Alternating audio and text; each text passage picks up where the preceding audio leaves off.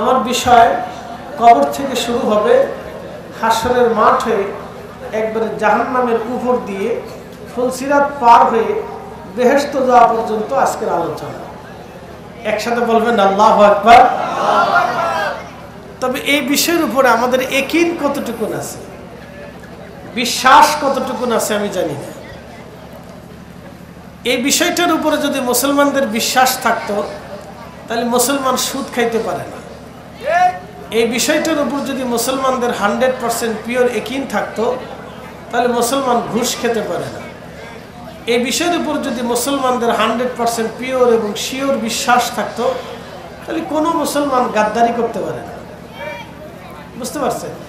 এই জন্য আমাদের দেশের অধিক মুসলমানদের নাম কাওয়াস্তে বিশ্বাস আছে কিয়ামতের মাঠ কায়েম হবে, কিন্তু অন্তরে ইয়াকিন খুব মজবুত নাই, তেমন একটা ইয়াকিন নাই, খুব দুর্বল ইয়াকিন। একটা কথা মনে রাখবেন, আপনি দুনিয়াতে আসার আগে মায়ের পেটে ছিলেন, এটা তো সত্য নাকি বলেন? এটা যেমন সত্য, কবরের জিন্দেগি তেমন সত্য। আপনি মায়ের পেটে যেমন ছিলেন এটা যেমন সত্য, দুনিয়াতে যেরকম আছেন এটা যেমন সত্য, কবরের জিন্দেগি ওইরকম সত্য, হাসরের মাঠ কায়েম হবে এটাও সত্য, জান্নাত এবং জাহান্নাম আছে এটাও সত্য, এটাও সত্য। এই জন্য আমি কবর থেকে শুরু করি। আমাদের পরবর্তী ধাপ হচ্ছে কবর। এই শোনেন, মাইকের আওয়াজ যত দূর যাচ্ছে ভালো করে শোনেন।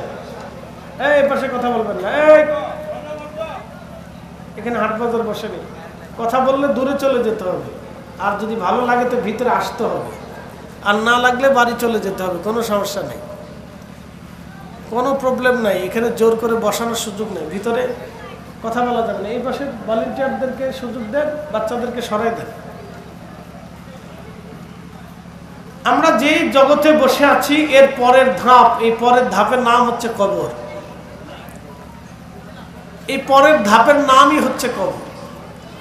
আমাদের হায়াতের সেকেন্ড যত যায় ততই আমরা কবরের দিকে যাই, এটা একবারে চির সত্য কথা, ইউনিভার্সাল ট্রুথ। শোনেন, 1 সেকেন্ড যদি চলে যায় তাহলে বুঝবেন 1 সেকেন্ডে আমি কবরের দিকে যাচ্ছি। পরবর্তী সেকেন্ড যদি চলে যায় তাহলে এটাও ভেবে নেন যে আমি আরো কবরের দিকে যাচ্ছি। আপনার যত দিন যায় বুঝবেন ততই আপনি কবরের দিকে চলে যাচ্ছেন, যত রাত যায় ততই বুঝবেন আপনি কবরের দিকে চলে যাচ্ছেন।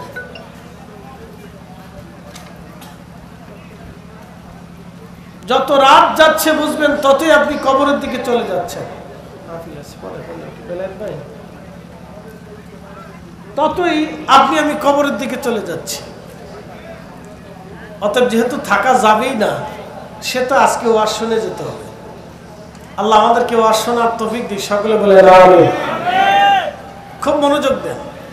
আল্লাহ বলেন, কুল, হুজুর আপনি উম্মতকে জানান, কুল আপনি বলে দেন, উম্মতকে জানিয়ে দেন, দ্ব্যর্থহীন কণ্ঠে আপনার উম্মতকে, আমার বান্দাকে জানিয়ে দেন, ইন্নাল মাউতাল্লাযী তাফিররুনা মিন, আপনার বান্দা, আমার বান্দা, আপনার উম্মত মৃত্যু থেকে পলায়ন করে, খুব বাঁচার চেষ্টা করে, বেঁচে থাকার জন্য প্রতিনিয়ত মানুষ সংগ্রাম করে, প্রত্যেক দিন মানুষ বেঁচে থাকার জন্য যুদ্ধ করে, খাবারের জন্য যুদ্ধ করে, সুস্থতার জন্য যুদ্ধ করে, প্রতিদিন মানুষ এক্সারসাইজ করে যাতে সুস্থ থাকতে পারি, আপনার বডিতে রোগ প্রতিরোধ ক্ষমতা বাড়ানোর জন্য ডাক্তার ওষুধ প্রয়োগ করে। আসলে বলেন তো, যতই রোগ প্রতিরোধ ক্ষমতা আর ওষুধ মানুষ খাক না কেন, রোগ হয় কি হয় না? হয়। কুল, হুজুর বলে দেন, ইন্নাল মাউতাল্লাযী তাফিররুনা মিন, নিশ্চয় মানুষ মৃত্যু থেকে পলায়ন করে, ফাইন্নাহু, আরো জানিয়ে দেন, মুলাকিকুম, ওই মৃত্যু তার সাথে মোলাকাত করবে। সোজা হিসাব, ওই মৃত্যু তার সাথে মোলাকাত করবে, মালাকুল মউত তার সাথে মোলাকাত করবে, সাক্ষাৎ করবে। সৌজন্য সাক্ষাৎ হবে একবারই, দ্বিতীয়বার আর সৌজন্য কোনো সাক্ষাৎ নাই। মালাকুল মউতের সাথে আমার আর আপনার সৌজন্যের সাক্ষাৎ হবে একবার, দ্বিতীয়বারে কোনো সাক্ষাৎ নাই। একবারই সাক্ষাৎ হবে, একবারই শেষ হবে। ফাইন্নাহু মুলাকীকুম, মৃত্যু তার সাথে মোলাকাত করবে। নবী মেহবুব, আপনি আপনার উম্মতকে জানান মৃত্যু তাদের সাথে সাক্ষাৎ করবে, জীবন শেষ,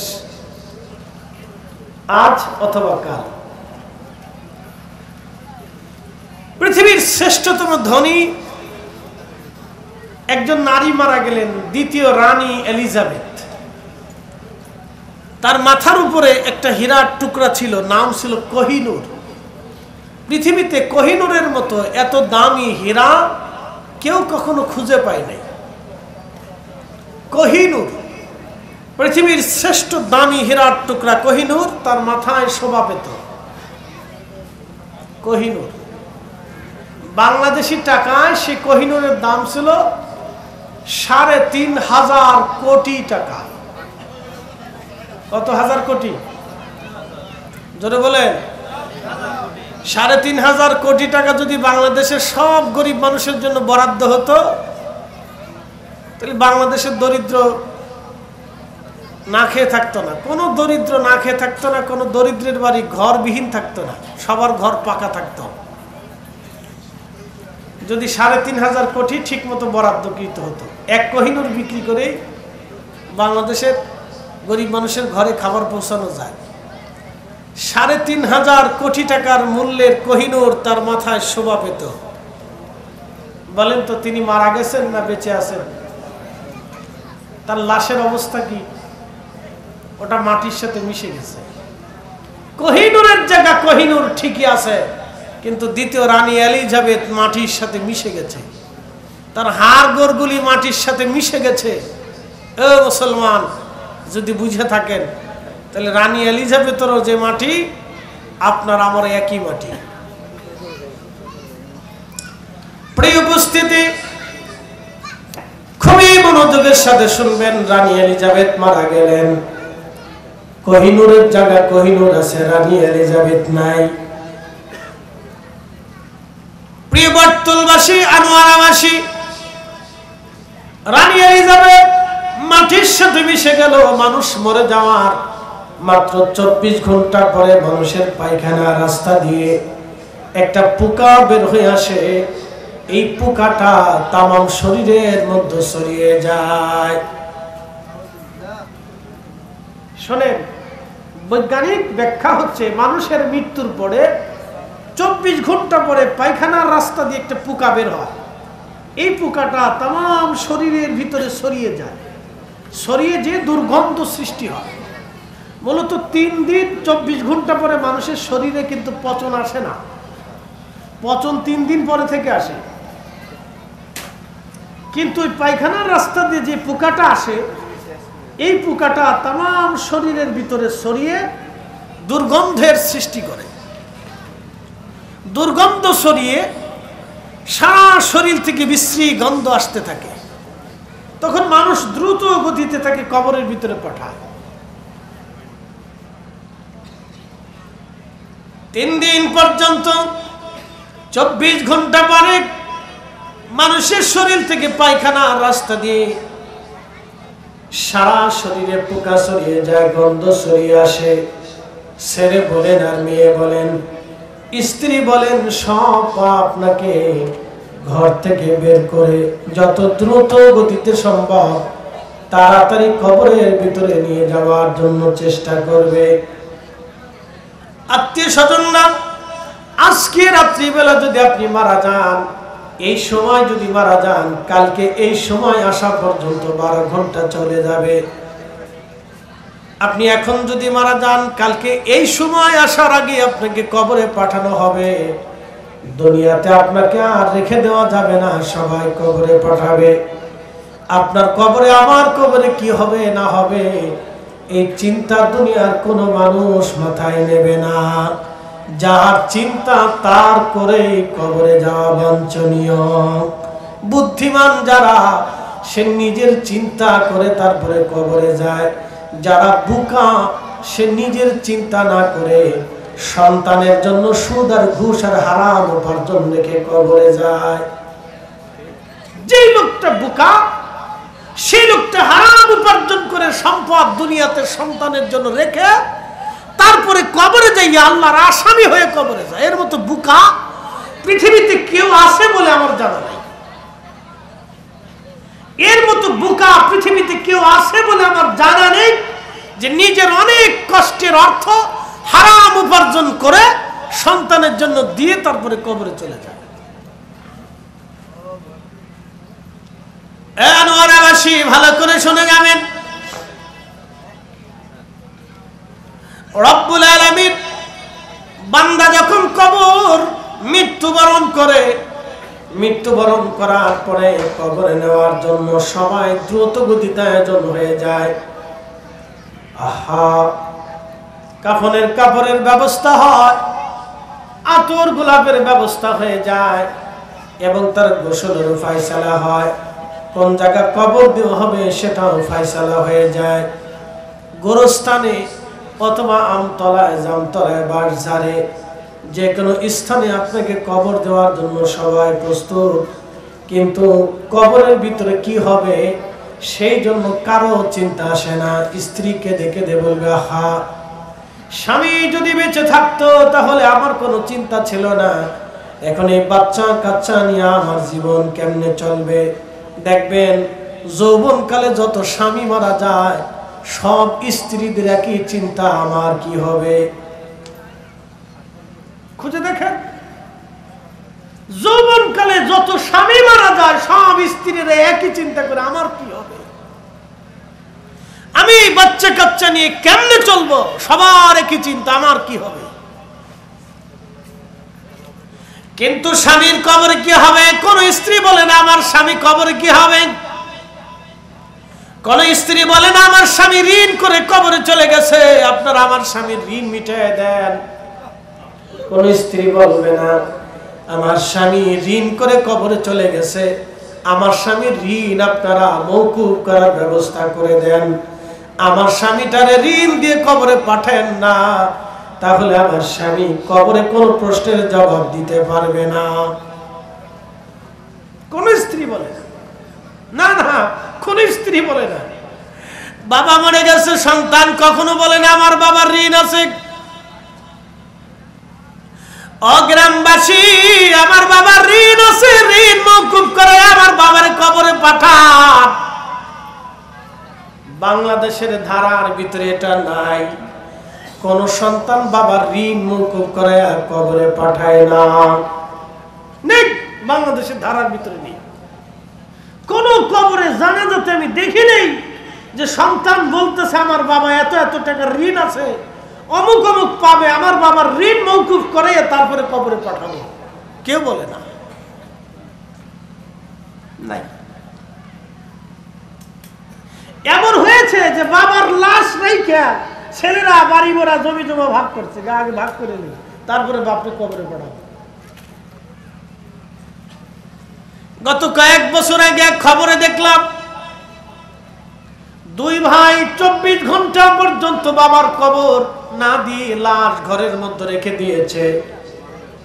সম্পদ ভাগাভাগি করবে, লোকটা ব্যাংকার ছিল, ব্যাংকে চাকরি করত, ছেলেদের জন্য বাড়ি গাড়ি করেছে, কিন্তু ছেলেরা বাবাকে কবর দেওয়ার আগে জমি জমা ভাগাভাগি নিয়ে ব্যস্ত। কি বুঝলেন? আনোয়ারাবাসী কোন সন্তান একটু চিন্তা করে না বাবার ঋণ আমি কেমনে মাফ করাবো। যার কাছে ঋণ আছে তাকে ডেকে বলে না ভাইজান আপনি আমার আব্বার ঋণ মাফ করে দেন, অথবা কত টাকা ঋণ আছে আপনি কেমনে নিবেন বুঝাইয়ে নেন, আমার আব্বারে ঋণ দিয়ে কবরে দিব না। নবীজি বলতেন আমার উম্মতের আরে তোমরা আমার উম্মতদেরকে ঋণ দিয়ে কবরে দিও না, কারণ আপনি নামাজ পড়েন নাই আল্লাহ মাফ করে দিবে ওয়াদা আছে, আপনি হজ করেন নাই আল্লাহ মাফ করে দিবে ওয়াদা আছে, আপনি হালাল হারাম বেঁচে চলেন নাই, আল্লাহর বৈধ অবৈধ জিনিস আপনি মানেন নাই, জিনা করে ফেলছেন আল্লাহ ক্ষমা করার ওয়াদা আছে, কিন্তু অন্যের হক মেরে দিয়ে যদি কবরে চলে যান, তাহলে বান্দা মাফ না করা পর্যন্ত আমার রব, আমার আল্লাহ নিজেও মাফ করবে না। শুনে যান, ভালো করে শুনে যান। এই জন্য বাপ মরে যাওয়ার আগে, বাপ মারার পরে আগে বাবার ঋণ কি আছে এটা মওকুফ করাবেন। আগে বাবার ঋণ মওকুফ করাবেন, যে ঋণ কত আছে বুঝাইয়া বাবাকে একবারে দুনিয়ার থেকে মুক্ত করাবো, দুনিয়ার থেকে মুক্ত করাবো। এই জন্য আমরা অনেক সময় জানাজার নামাজের আগে মরহুমের সন্তানদেরকে ডাক দিয়ে বলে, আপনি বলেন আপনার আব্বাকে সবাই মাফ করে দিল কিনা। দাঁড়া করে ঘোষণা করানো হয়, আমরা করাই অনেক সময়, জানাজাতে বাবাটাকে মাফ করে দেন, ভুল করে ফেললে আল্লাহর রাস্তা আপনারা মাফ করে দেন। মৃত মানুষের সাথে দুনিয়ার মানুষের আর কোনো শত্রুতা থাকে না। মানুষ মরে যাওয়ার পরে কোনো শত্রুতা থাকে না। নবী বলেছেন, উম্মত একজন মানুষ মরে যাওয়ার পরে সে আল্লাহর জিম্মায় চলে যায়, তার ফয়সালা আল্লাহর হাতে। দুনিয়ার কোনো মানুষের কাছে আর কোনো ফয়সালা নাই। মানুষ মারা যাওয়ার পরে তার লাশের উপরে আঘাত করা যাবে না, তার কবরেও আর আঘাত করা যাবে না, তার লাশকে বিকৃত করা যাবে না। এমনকি যুদ্ধ করার পরেও, কোন কাফির সৈন্য মরে যাওয়ার পরেও নবীজি কোন কাফির সৈন্যদের লাশ জ্বালিয়ে দেন নাই, পুড়িয়ে দেন নাই, বিকৃত করেন নাই, লাশের হাত পা গুলি কর্তন করেন নাই, কেটে ফেলে দেন নাই। আল্লাহু আকবার। নবীজি কত উত্তম চরিত্র আমাদেরকে শিক্ষা দিয়ে গেলেন। অথচ আমরা বাংলাদেশে কি দেখলাম, মরা মানুষ কবর থেকে উঠাইয়া এ জাতি আগুন দিয়ে পোড়ানো যারা শিক্ষা দিল এবং যারা শিখলো, আগামীর ভবিষ্যৎ আমাদের অন্ধকার। এইভাবে উগ্রতা যদি ছড়িয়ে দেওয়া হয়, তাহলে আমরা কেউ নিরাপদ না। কথা বলেন ঠিক কিনা? কেউ নিরাপদ না। এইভাবে যদি উগ্রতা বাড়ে, তাহলে সুদানের মতো হবে। মনে রাখবেন, সুদানের মতো হবে, যে এক মুসলিম আর এক মুসলিমকে পাখির মতো গুলি করে মারতেছে, এক মুসলিম আর এক মুসলিমের বাচ্চাকে গুলি করে মারতেছে। ঠিক এর চাইতে নির্দিষ্ট কি হতে পারে, যে এক মুসলমান আর এক মুসলমানের সন্তান ছোট্ট নিষ্পাপ বাচ্চাকে গুলি করে মেরে ফেলে দিচ্ছে। কত উগ্রতা হলে, কত নিকৃষ্ট মতের অধিকারী হলে, কতটা বেহাইয়া হলে, কতটা এ জাতি নিকৃষ্ট হলে যে এক মুসলিম আর এক মুসলিমের সন্তানকে গুলি করে মারে। বুঝবেন, ভাববেন যে কতটা উগ্রতা তাদেরকে শিক্ষা দেওয়া হয়েছে। এইভাবে যদি চলতে থাকে, আগামীর বাংলাদেশ অন্ধকারে নিমজ্জিত হবে। মুসলমান ভালো করে শুনে যাবেন, নবীজির সবচাইতে কঠিন শত্রু ছিল আবু জাহেল, আবু লাহাব, উতবা, সাইবা, মুগীরা। বদরের যুদ্ধে সব কয়জনই মারা গেল। আল্লাহর নবী কারো আগুন দিয়ে পোড়াইলেন না, কারো দেহ কাটলেন না, হাত পা কর্তন করলেন না, কারো লাশ দড়ি দিয়ে বেঁধে নবীজি টানা হেঁচড়া করলেন না। কাফেরদের 70 জন কাফেরদের লাশ নবীজি, বদরে একটা কুয়া ছিল, কুয়ার মধ্যে নবীজি ফেলে দিলেন। কুয়ার পাশে দাঁড়ায়া নবী বলতে লাগলেন, হে আবু জাহেল, হে উতবা, হে সাইবা, হে মুগীরা, তোমাদের কাছে কি আমি সত্যের দাওয়াত ঠিক মতো পৌঁছাই নাই? এখন তো তোমরা চলে গেলা, আল্লাহ জিম্মায় চলে গেছো, তোমরা এখন বুঝো তো, দেখো আমি সত্য বলেছিলাম কিনা। হযরত ওমর রাদিয়াল্লাহু আনহু পাশে দাঁড়িয়ে ছিলেন। হযরত ওমর বলতেছিলেন, ইয়া রাসূলুল্লাহ, ওরা তো মরে গেছে, মরার পরে কি একজন মানুষ শুনে কিনা?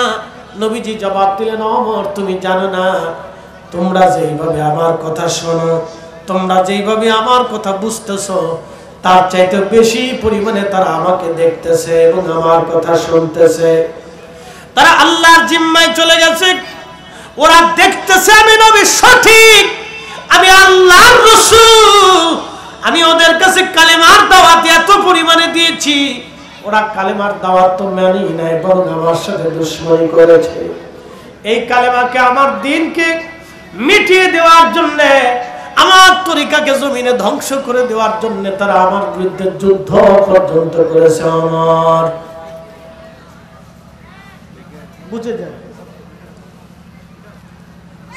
বুঝে যাবেন একজন কাফেরের লাশের সাথে নবীজির আচরণ কেমন ছিল, বুঝে যান। আবু জাহেলের মতো নিকৃষ্ট কাফের পৃথিবীতে আর কেউ নাই। আবু জাহেলের মতো নিকৃষ্ট কাফের আর জমিনে কেউ হতে পারে না, যিনি নবীকে তিলে তিলে কষ্ট দিয়েছেন এবং ইসলামকে মিটিয়ে দেওয়ার জন্য, আমার রাসূলের দ্বীনকে মিটিয়ে দেওয়ার জন্য, তিনি আমার নবীকে হত্যা করার জন্য বাহিনী নিয়ে সরাসরি যুদ্ধে লিপ্ত হয়েছিলেন। আবু জেহেলের মতো নিকৃষ্ট কাফির পৃথিবীতে কেউ নাই।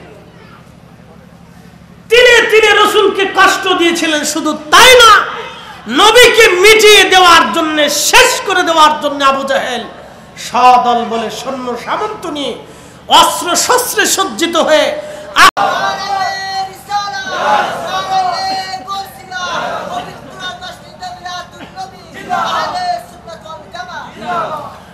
আনোয়ারাবাসী ভালো করে শুনে যাবেন। আমার রব, আমার মালিক, আমার আল্লাহ আমাদেরকে ডেকে নফসে মুতমাইন্নাকে জান্নাত দিয়ে দিবে। এই জন্য নবীজি বললেন, আল কবরু রাউযাতুম মিন রিয়াজিল জান্নাহ, কারো কারো কবর আল্লাহ জান্নাতের বাগান বানাবে। আল কবরু হুবারুম মিন হুবারাতিন নার, কারো কারো কবর জাহান্নামের টুকরা হয়ে যাবে। জাহান্নামের টুকরা যাদের কবর হবে, কবরের ভিতরে আল্লাহ সর্প পাঠাবে 99টি সাপ। অনেকে বলে থাকে কবরে সাপ যাবে কে? প্রশ্ন করি, হে আল্লাহর বান্দা, কেন যাবে শুনে যান। দুনিয়াতে আরেকজনের জমি মেরে দিছিলেন, ওই সময় অন্যের জমি মেরে দেওয়ার কারণে কবরে আপনার সাপে কামড়াবে। দুনিয়াতে অন্যজনের হক মেরে দিয়েছিলেন, সেই জন্য কবরে সাপে আপনাকে কামড়াবে। দুনিয়াতে সুদ খাইছিলেন, কবরে আপনার সাপে কামড়াবে। প্রিয় নবী বলেন, আমার উম্মতেরা, আমি মেরাজের রাত্রিবেলা জাহান্নাম দেখার জন্য গেলাম। জাহান্নাম যখন দেখার জন্য গেলাম, দেখি জাহান্নামের ভিতরে বড় বড় পেটের অধিকারী বান্দারা, বড় বড় পেট, একেবারে খড়ের পালার মতো বড় বড় পেট।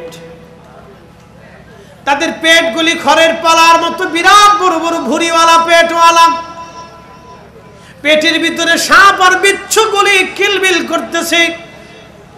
পেটের ভিতরে সাপ বিচ্ছু তাদেরকে কামড়াচ্ছে।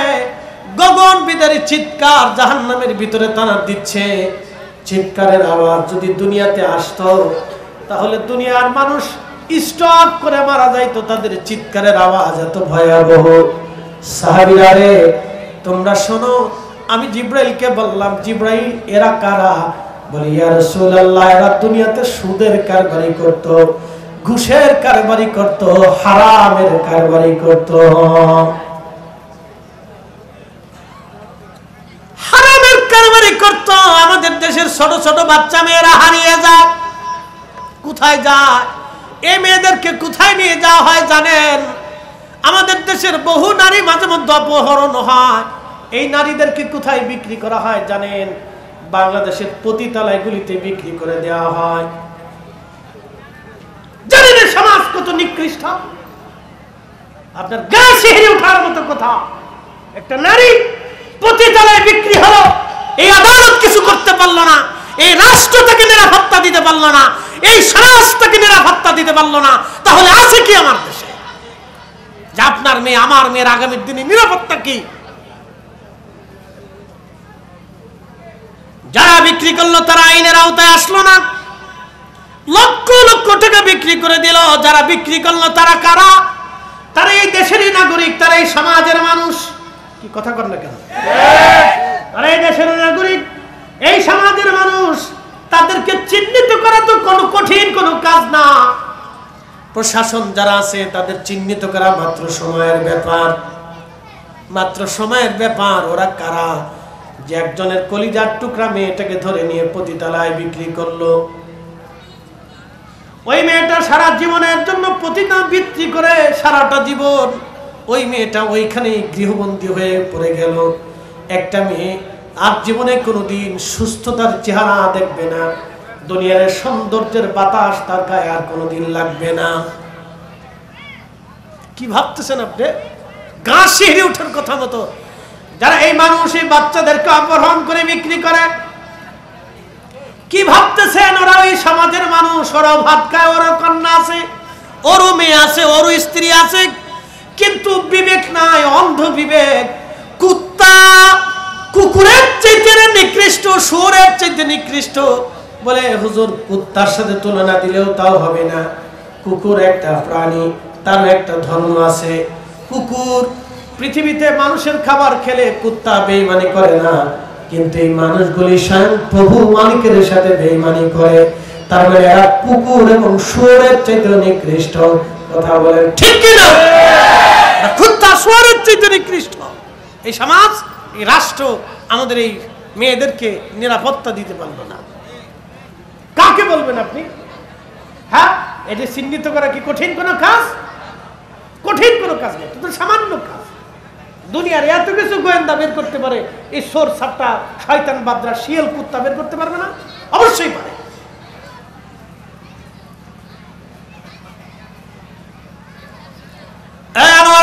ভালো করে শুনে যাবেন, গভীর ভাবে শুনে যাবেন। আজরিন, প্রিয় নবী ডাক দিলেন, আমি জাহান্নামের মধ্যে দেখলাম বিরাট বড় বড় পেটের অধিকারী সাপ আর বিচ্ছু তাদের পেটের মধ্যে চিৎকার করে মনে গগন বিদারী আওয়াজ দিচ্ছে। জিজ্ঞেস করলাম, জিবরিল এরা কারা? জিবরিল বলেন, ইয়া রাসূলুল্লাহ, এরা দুনিয়াতে হারামখোর ছিল, হারামখোর ছিল, এরা হারাম খাইতো। হুজুর, হারাম খাওয়ার কারণে আজকে তাদের পেটগুলি আমার রব সর্প দিয়ে, সাপ দিয়ে, বিচ্ছু দিয়ে ভরপুর করে দিয়ে তাদের শাস্তি দিচ্ছে। বলে কতদিন শাস্তি? জিবরিল আমিন বলেন, আল্লাহর সৃষ্টি যতদিন টিকে থাকবে, জাহান্নাম যতদিন টিকে থাকবে, ততদিন তাদের শাস্তি দেওয়া হবে। আল্লাহ বলেন, ইন্নাল্লাযীনা কাফারু মিন আহলিল কিতাবি ওয়াল মুশরিকিনা ফি নারি জাহান্নাম খালিদিনা ফিহা। ওই জাহান্নামে তারা চিরদিন থাকবে, চিরদিন তারা জাহান্নামে থাকবে, কোনদিন জাহান্নাম থেকে তাদেরকে বের করা হবে না। কোনদিন তাদেরকে জাহান্নাম থেকে বের করা হবে না। ওই জাহান্নামে চিরদিন পর্যন্ত তারা থাকবে, কোনদিন জাহান্নাম থেকে তাদেরকে বের করা হবে না। তারা স্থায়ীভাবে তারা জাহান্নামে থাকবে। কি আশ্চর্য, কত ভয়াবহ এই কথাগুলি। হাজিরিন, ভালো করে শুনে যান। আহা, কবরের জিন্দেগিতে 99টা সাপ আসবে। প্রিয় নবী বললেন, দুনিয়ার ওই সাপ, জাহান্নামের এই কবরের জিন্দেগির সাপ এত ভয়াবহ হবে, যদি দুনিয়ার ভিতরে তারা নিঃশ্বাস ছেড়ে দিত, বাতাস এতটা বিষাক্ত হয়ে যাইত, পৃথিবীতে কোনো ফসল হতো না, কোনো গাছ তরুলতা পাতা জন্ম নিত না, কোনো মাছ বাঁচত না, কোনো প্রাণীকুল বেঁচে থাকতো না। সমস্ত প্রাণীকুল ওই নিঃশ্বাসের কারণে মারা যাইত, বিষাক্ত আবহাওয়ার কারণে মানুষ মারা যাইত। আহা, ওই সাপ মানুষকে কামড় দিবে, একটা কামড়ে 40 বছর পর্যন্ত বিষের ক্রিয়া শরীরের মধ্যে কাজ করতে থাকবে।